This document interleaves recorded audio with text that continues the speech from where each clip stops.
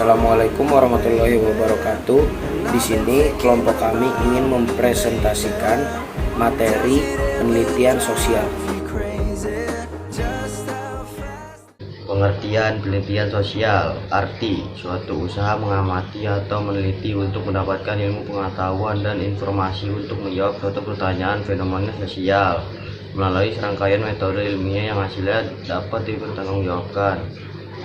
Definisi penelitian sosial adalah proses penemuan dan analisis data fenomena sosial secara sistematis dan logis untuk mencapai tujuan tertentu.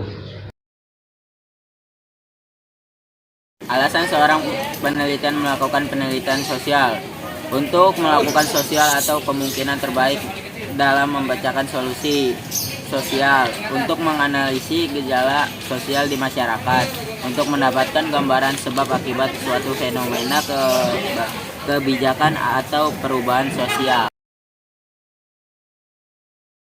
Langkah-langkah pembuatan penelitian, yaitu 1. Merumuskan masalah. Masalah penelitian umumnya dirumuskan dalam bentuk pernyataan yang berkaitan dengan objek penelitian seperti apa, bagaimana, mengapa, kapan, dan sebagainya. 2. Merumuskan hipotesis. Secara definisi, hipotesis sendiri merupakan dugaan jawaban sementara atas rumusan masalah yang telah dipaparkan sebelumnya.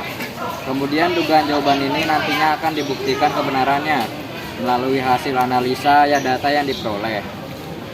Penelitian. Sebelum melakukan penelitian, harus merancang penelitian secara jelas terlebih dahulu, mulai dari persiapan alat dan bahan, menentukan data yang akan dikumpulkan, serta teknik pengumpulan data yang dilakukan. Melakukan eksperimen. Pelaksanaan eksperimen dapat dilakukan melalui observasi, survei, ataupun dalam laboratorium. Dari tahapan eksperimen inilah kemudian akan menghasilkan data yang nantinya dapat diolah dan dianalisis. Dan menganalisis data. Data yang diperoleh dapat berupa data kuantitatif atau kualitatif. Para peneliti umumnya mencatat data-data yang diperoleh di dalam bentuk tabel, grafik, ataupun diagram untuk memudahkan analisis. Menarik kesimpulan, setelah menganalisis data, maka peneliti pun akan mengetahui apakah hipotesis yang dipaparkan sebelumnya diterima atau tidak.